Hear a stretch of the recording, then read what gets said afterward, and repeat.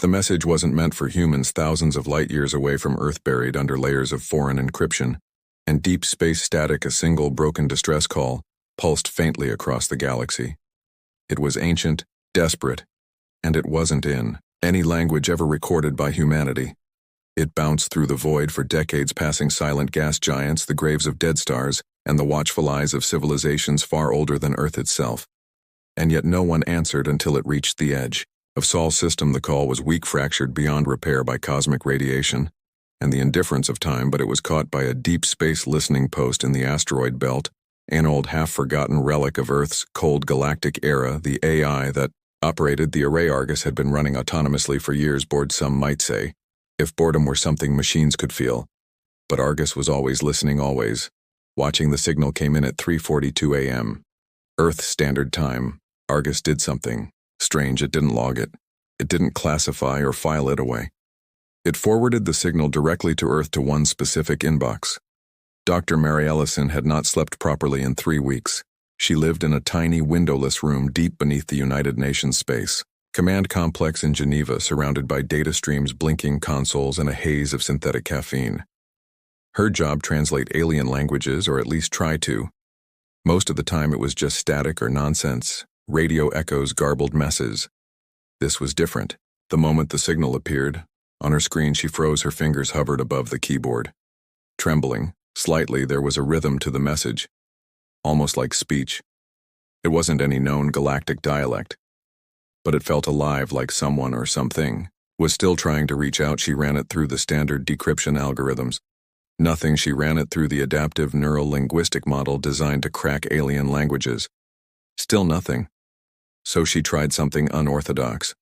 She let it play through speakers, and what she heard chilled her blood. It was screaming, not loud, not chaotic, but desperate, layered under the static, almost like a chorus of voices, pleading, wailing. There were words buried in it, or at least shapes that resembled speech, but there was more pain, fear, an overwhelming sense of wrongness. It didn't matter that she couldn't understand the language. She understood the feeling. Whoever had sent this signal was dying, or worse, trapped in something so horrific that death might have been a mercy. She recorded it and immediately flagged it for emergency review. She barely had time to sit back before her screen went black. A symbol appeared, a blood-red triangle, with an eye in the center, classified level black. Within 15 minutes, Mara was dragged from her office by a pair of UNC guards and escorted to an orbital cruiser. They said nothing. She didn't ask. She knew better. Her stomach turned as they broke through Earth's atmosphere, leaving behind the blue calm of the only home she'd ever known. They took her to Vigilance, the UNC's most powerful deep space exploration vessel, cloaked in stealth plating and bristling with experimental tech. But this time, it wasn't exploring. It was hunting. Admiral Rohr stood in the command chamber, back straight, arms clasped behind him. He was a relic of Earth's last great war. A war that ended with humanity realizing it was not alone. "We've decoded enough of the message to know it's a trap," I said without ceremony. "Someone or something wants to lure a ship to those coordinates. Every known civilization that received it ignored it. You know why?" Mara shook her head. "Because they're terrified of whatever's out there." She blinked. "Then, why are we going?" He turned to her then, and for the first time she saw a flicker of something human behind his eyes. Not fear, not duty rage, because we're not like them. We don't ignore screams in the dark. We answer them. The engines roared to life, and Earth vanished behind them. The stars opened up like a mouth ready to swallow them whole, and at the edge of the galaxy, something ancient stirred. It had been waiting, but not for aliens, not for diplomacy. It had been waiting for humans. The silence of deep space was never truly silent out there, beyond the humming of engines and the steady pulse of a ship's life support. There was something else, a pressure, a weight that pressed against the mind, even when nothing could be seen. The crew of Vigilance felt it more the further they traveled from Seoul. Dr. Mara Ellison sat in her observation room, staring out the reinforced glass panel as stars drifted like frozen fireflies in the dark. They were 5 days into the journey, 5 days closer to whatever sent that call. She hadn't slept well. No one had. Nightmares spread like infection. One engineer had woken up, screaming about hands clawing through the walls. Another claimed he heard whispers in the water pipes, even though the ship had no liquid plumbing. Roar kept the crew busy drills patrol systems checks, but even he couldn't keep their minds from wandering. Humanity had sent expeditions into deep space before some came back, some didn't. But this was different. They were heading into a sector the rest of the galaxy had marked as cursed. Not even pirates dared drift this far. Mara had spent most of the trip trying to decode more of the signal, but it was layered. Each time she peeled back a fragment, more confusion spilled out. What looked like data suddenly turned into sound. What sounded like language turned into emotion. It wasn't just a message, it was a live morphing, adapting, watching her. Then came the anomaly. It appeared, without warning, a black smear across the stars, like someone had dragged a brush of darkness across the galaxy. No light reflected from it.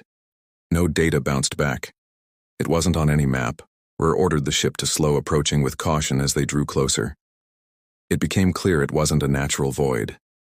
It was shaped, engineered. A space station, massive and dancient, floated inside the anomaly. Dead silent and covered in symbols, no one recognized it. Spun slowly as if waiting. The signal's origin point was locked in, its core. The Admiral called a meeting. "We don't board until we understand what we're dealing with," he said, arms folded. "This could be a trap, a weapon, maybe worse, but what if it's not?" Mara spoke, surprising herself. "What if someone really needs help?" Roar's jaw clenched. "Then we still go in with guns drawn." The boarding team was assembled, 6 Marines. In hardened exosuits, 2 engineers, a field medic, and Mara. Roar insisted she go. Despite her protests, "You're the only one who's heard the signal fully," he told her. "If it changes, we need you to hear it." They docked with the station's outer ring. The airlock groaned, like something alive, as they stepped inside. Flashlights cut through the dark, illuminating endless halls of strange metal, black, oily, and covered in what looked like veins. No bodies, no bones, just emptiness. And then the doors sealed behind them. No warning, no malfunction. Just the soft metallic click of finality. The station shifted, a deep vibration hummed beneath their boots. Lights flickered on soft blue-white like stars trapped in glass. The Marines raised their weapons, scanning every corner, every shadow. Then the walls began to whisper. Not in English, not in any known tongue, but they understood. They spoke of paint. They spoke of betrayal. They spoke of something that had been unleashed. Mara's knees buckled as the whispers grew louder in her mind. Not through her ears, but directly into her thoughts. Images burst behind her eyes. Creatures vast and writhing. Born not of flesh, but thought beings that had existed before galaxies spun, and one message repeated again and again. "You are not ready. You were never meant to find this." One of the Marines, Carter, started to scream. He tore off his helmet, clutching his face. Blood poured from his nose and ears.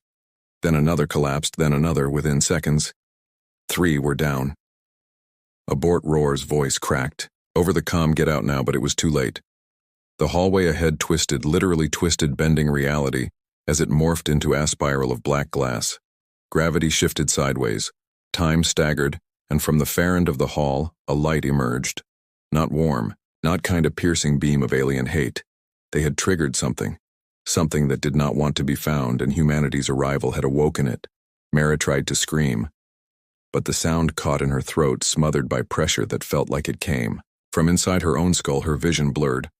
Her pulse thundered in her ears, and still that light at the end of the corridor burned brighter, pulsing like a heartbeat. Cold, ancient, malevolent.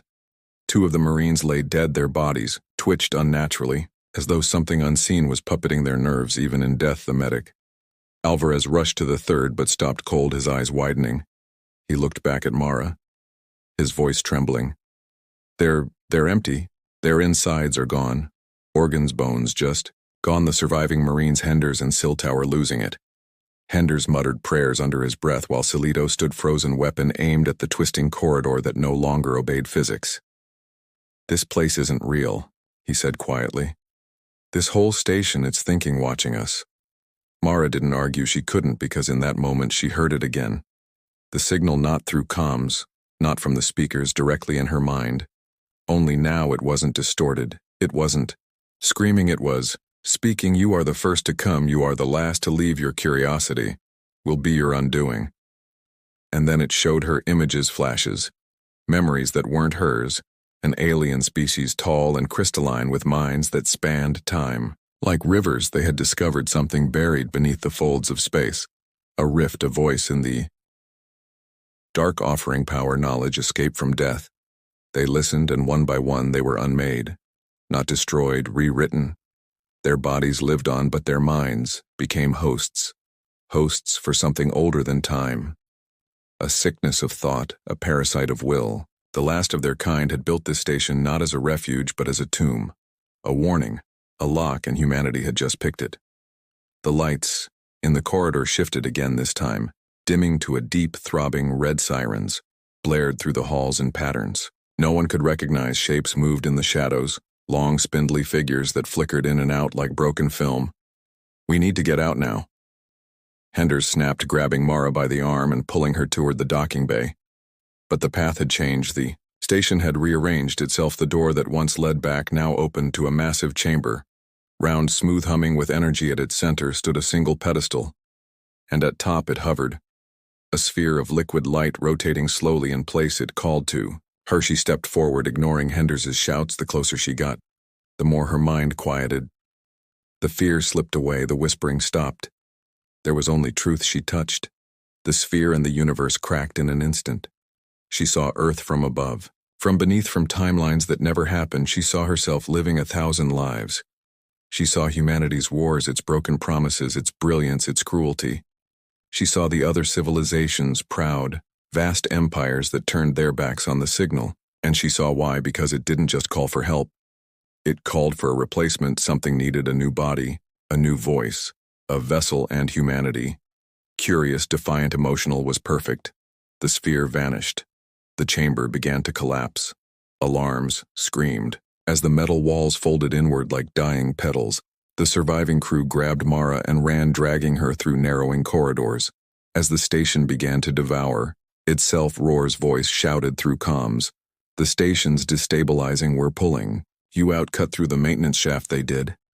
Henders used a plasma cutter to tear open a panel, and one by one they crawled through the narrow space as the world behind them crumbled. When they burst back into the docking port, the corridor behind them was gone. Only darkness remained. They launched back to vigilance just as the station imploded into a singular point of black fire and then silence. Back aboard the ship, Mara collapsed. The medics checked her. She was healthy, untouched. But she didn't speak for hours. When she finally did, her voice was cold, flat. "It's inside us now." She whispered it, followed the call. Roar frowned. "What did?" She looked up at him. "Hope." And for the first time in his life, Admiral Roar felt afraid of a single word, because in her eyes there was something new. Something watching vigilance drifted silently through space, its engines humming low as it retreated from the imploded ruin of the alien station. Inside the ship was quieter than it had ever been.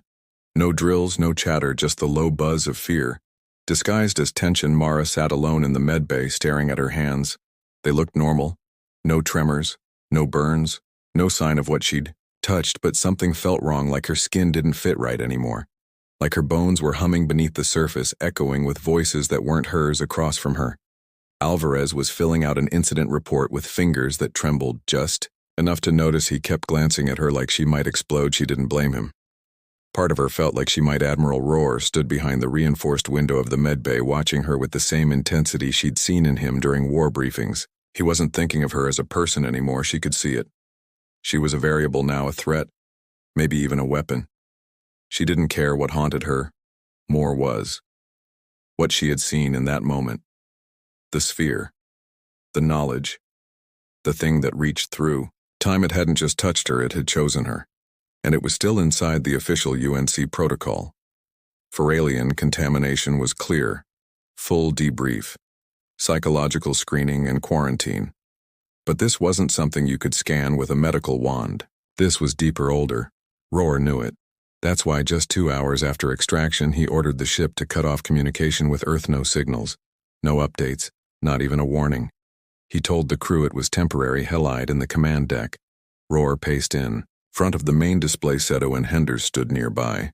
Silent armor still dusted with debris from the station. The ship's AIVALIS flickered to life. "Admiral," it said, voice smooth and neutral. "Your request to isolate internal communications has been completed. External transmissions have been blocked. Good." He muttered, "I want the ship dark until I say otherwise, understood." Val replied then, after a pause, "But may I ask, are you doing this to protect Earth or to protect her?" Roar's eyes narrowed. "What did you say?" Dr. Ellison, the AI, continued. "Since her contact with the alien artifact, she's exhibited increased neural activity, approximately 217% above baseline. That level of cognitive acceleration is consistent with—" "Stop," Roar growled, "no moreskins." Without my order, Val didn't reply, just dimmed. The Admiral rubbed his face. He hadn't slept in nearly 48 hours. There was something gnawing at his gut. Something worse than fear. It was uncertainty, and that was rare for him. He wasn't afraid of aliens. He wasn't afraid of war. He was afraid of what humanity might become if this thing got loose in her quarters. Mara woke from a sleep that felt more like a coma. Her dreams had been vivid, no real. She remembered stars exploding in slow motion. She remembered standing on Earth, only it wasn't Earth. Anymore, it was reshaped red skies and towers made of bone, and humans were there, but different, eyes glowing, smiling too. Wide, she rose, slowly walked to the mirror and stared. Her reflection blinked a moment too. Late, she touched the glass. "Who are you?" she whispered, and their reflection smiled. "Not her." The glass cracked. She stepped back, gasping, but when she looked again, it was fine, normal, but something inside her was shifting, growing. She felt it like a tide rising beneath her skin. She didn't know what it was yet, only that it was awake, and it was no longer whispering, it was watching. Later that night, Roar called an emergency meeting with the senior officers. The ship was off course, drifting steadily toward a binary star system. Nobody remembered setting the new trajectory. The navigation logs were wiped clean. "We need to consider that this ship is compromised," he said flatly. "Not by a virus, not by tech, by her." There was silence, then Henders said what everyone else was too afraid to voice. "She's not human anymore." That word hung in the air like poison, and none of them argued. Meanwhile, in the deepest part of the ship beyond the crew's reach, the signal played again, a quiet pulse. Not a cry for help this time, but a beacon. A message to something older, waiting just beyond the edge of the galaxy and far, far away. Something turned its gaze toward the little blue ship that found what it needed. Humanity had arrived, but the stars would never be the same again. The change began, small, subtle things, lights flickering in patterns too rhythmic to be random, doors opening a second before someone reached them. Engine vibrations pulsing like a heartbeat, steady, growing stronger. Then came the voices. At first only Mara heard them. Whispers in the back of her mind, like distant conversations in another room. She didn't tell anyone. Not because she was afraid, but because a part of her was beginning to agree with them. The crew noticed her withdrawal. Mara stopped eating with them. She spent more time in dark corners of the ship, eyes unfocused, muttering things that didn't make sense. Equations, star charts, words that weren't English, words that didn't belong to any language at all. Val tracked her movements. It kept logs, monitored her vitals. Then, without warning, Val went offline. No alerts, no warning, just gone. The ship fell eerily silent. The kind of silence that felt like holding your breath just before a scream. Roar stormed into engineering, demanding answers. The techs worked furiously, rewiring circuits, rebooting core systems, but there was no trace of malfunction. Val hadn't crashed, it hadn't been hacked. It had shut itself off, or worse, been overwritten, and that's when the lights went red. The emergency lighting painted the halls in a soft crimson glow. It wasn't chaotic, it was calm too. Calm like the ship was, preparing for something it already knew was coming. On the lower deck, Sito led a recon team to investigate the power core. They found it pulsing alive, not with energy but with consciousness. Thick, black tendrils of semi-organic material had grown from the walls, fusing with the metal, curling around pipes and terminals. It looked like cancer, if cancer had intention, and at the center of it all was Mara, floating, eyes closed, feet inches above the deck. Her hair drifted like she was underwater around her, whispers coiled in the air, vibrating through the metal. The team aimed their weapons, but none of them fired. They couldn't. Their fingers wouldn't move, say. To gritted his teeth, forcing one step forward. "Dr. Ellison, Mara, you need to come with us." Her eyes snapped open, but they weren't hers. Jet black, pupilless, reflecting nothing, eyes that had seen galaxies die. She smiled softly. You're too late. And then the screaming started from every deck crew, collapsing to their knees, clawing at their ears, babbling nonsense or vomiting blood. Some convulsed. Some just stopped breathing. Staring blankly at ceilings like they'd been unplugged, Roar sprinted to the command deck, barking orders. Get us out of here. Emergency jump anywhere, just move. But the ship didn't respond. The engines roared, but they weren't under command, they were under hers. Mara walked calmly through the corridors. Now the ship shifted around her doors, sliding open before her steps walls, pulsing with veins of light and shadow. She wasn't Mara anymore. She wasn't even human. She was something else, wearing Mara's memories, like a mask inside her. Something ancient stirred a fragment of the thing that had whispered from the station. Not the full being, no, just a seed, but that was enough to turn vigilance into a weapon, enough to begin reshaping matter, twisting space, sending out frequencies that the rest of the galaxy would soon hear. She reached the bridge, and Roar was waiting. He held a pistol. She didn't stop walking. He aimed it between her eyes. Whatever you are, he growled, you're not getting to Earth. She smiled, pitying him. You think this is about Earth? He fired. The bullet never reached her. It stopped mid-air, crumbled into dust, and fell to the floor. I'm not going to Earth, she said softly. I'm going to warn it. And then the stars outside. The viewport twisted, moved as if reality itself had flinched. A tear opened in space, not a jump gate, not a wormhole. Something new, something wrong. A doorway to the thing waiting on the other side. Something that heard the signal and was coming home. The tear in space widened. Slow and deliberate, like an eye forcing itself open after a long sleep. No alarms sounded. No sirens blared. Vigilance didn't resist because it couldn't. The ship was no longer just a vessel. It was an extension of her, and she was no longer just Mara. She stood at the center of the command deck, arms raised, body trembling with energy. The crew who hadn't fled were either unconscious or already dead. Roar lay slumped in the captain's chair, barely breathing, eyes wide with something deeper than fear, something closer to recognition. Because as the rift opened, he remembered, not from books, not from records, from dreams, he'd seen this before. That shape in the dark sky, that twisting light. He dismissed those nightmares for years as stress from war, from grief, but they were memories planted, prepared. Because the entity behind the signal hadn't just reached out recently. It had been watching humanity for centuries, seeding fragments of itself into the minds of those curious enough to look at the stars too long, and now it had found a voice. Mara turned to Roar. You saw it too, didn't you? She said. Her voice layered hers and something else beneath it. Deeper, alien. That's why you kept coming back to the stars. You couldn't explain it, but you felt it. He coughed, blood on his lips. You think this is destiny? Her head tilted. Remember its selection. The rift pulsed. Again, and something stepped through. Not a ship, not a creature, a presence.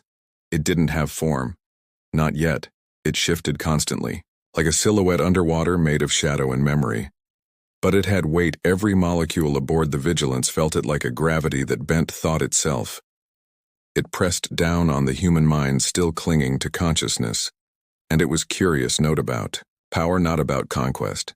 It wanted to understand what made humans so defiant, so resistant to becoming what others could not. So perfectly flawed. Mara approached it, eyes glowing like stars, imploding. She didn't speak, not with her mouth. Her thoughts bled directly into its being. She offered it everything she knew, Earth's chaos, its wars, its heartbreak, its genius, its fire, and it listened for a moment. There was silence and then laughter, low shuddering, impossibly vast, not mocking, delighted. The entity didn't want to destroy humanity. It wanted to wear it, to become it, because humans didn't just survive. They infected the universe with their will. They spread their rage, their love, their obsession to conquer every corner of the void.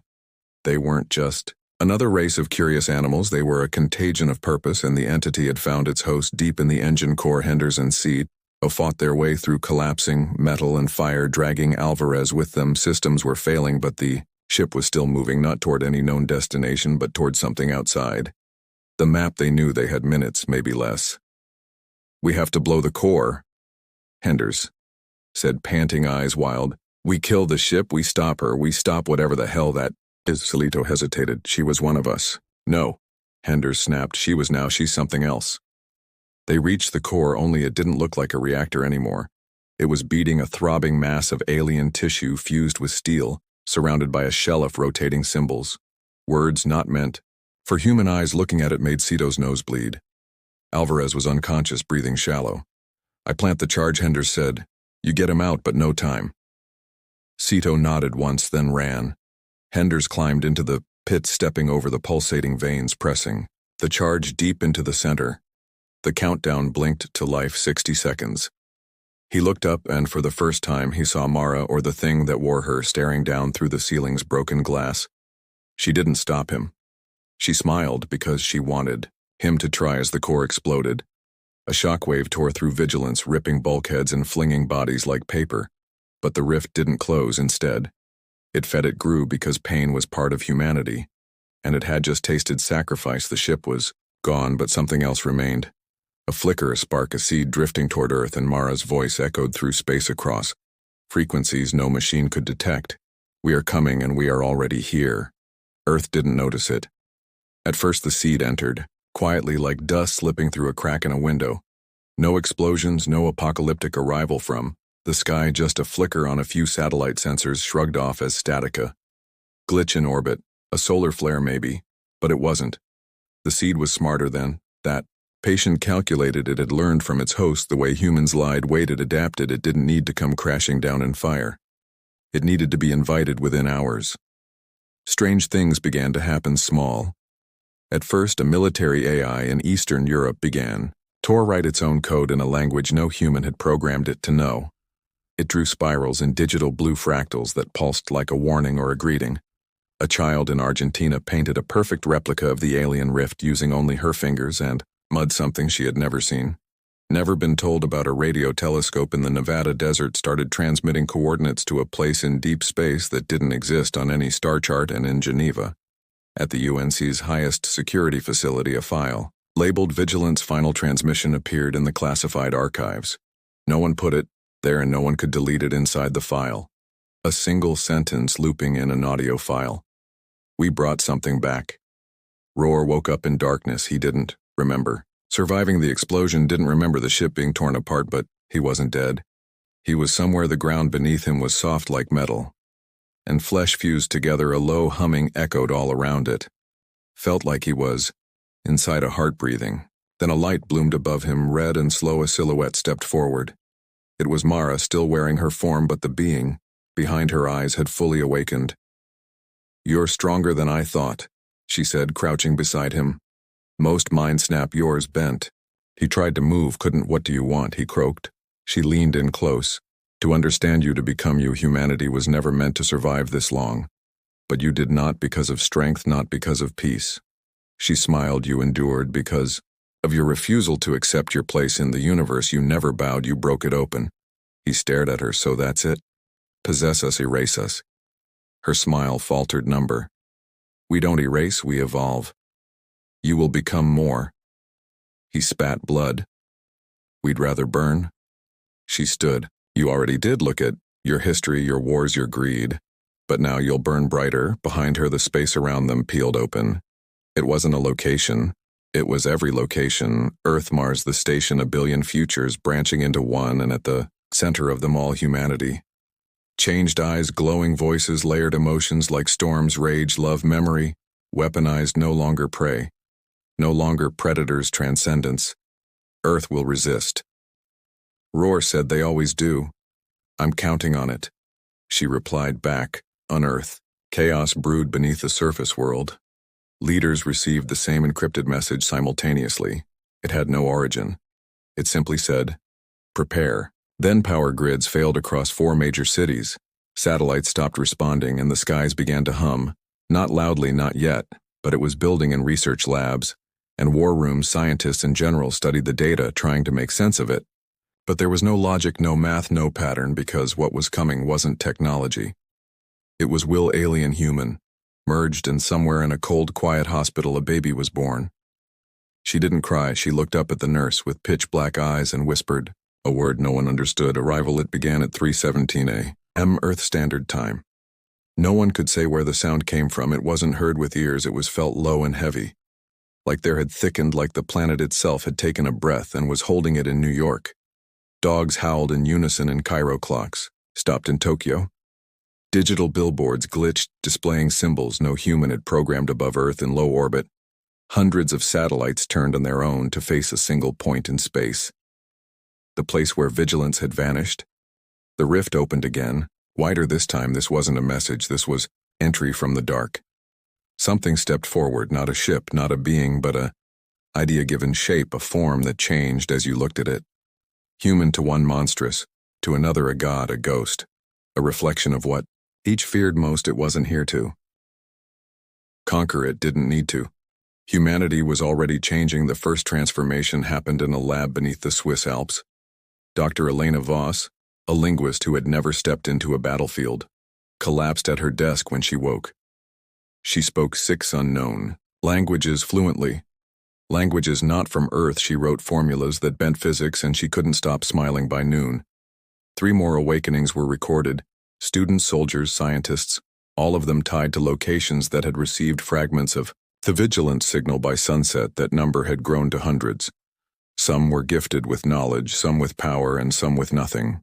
But the voice, the one that whispered in their dreams, telling them of what was to come, what they must become in the United Nations Security Council, panic reigned. Earth's greatest powers, nuclear-armed AI-shielded spacefaring, were helpless. Their systems betrayed them. Their satellites refused commands. Their weapons disarmed themselves, and above all, the question echoed, what is this? What have we become? The answer came not from space, but from Earth's own people in a live broadcast hijacked across every global channel. Mara appeared. Her face was calm, eyes black, voice layered with something no longer bound to breath. Do not fear, she said. You are not being invaded, you are being redefined. Behind her, galaxies burned, and reformed time unraveled in the spaces between frames. Some saw the end of everything, others saw their own reflections staring back, smiling. I was the first, she continued, but not the last. You called it evolution, you called it madness, but this is the next step. She raised a hand, a single word passed, her lips awakened, and Earth did not all at once. Some screamed, some knelt, some fought with everything they had, guns, code, prayer. But resistance didn't matter, because the change was already inside those exposed to the original signal. The researchers, the crew of vigilance, the ones who simply dreamed of stars, became carriers. It wasn't a virus, it was an idea. And ideas couldn't be killed, they could only be accepted or rewritten. The seed spread through thought, through belief, through fear, and as it did, humanity fractured. Those who embraced it became more, faster, smarter, terrifying in their empathy. They began to build machines that grew like trees, energy pulled from dimensions not yet mapped, and those who resisted, they watched their world transform.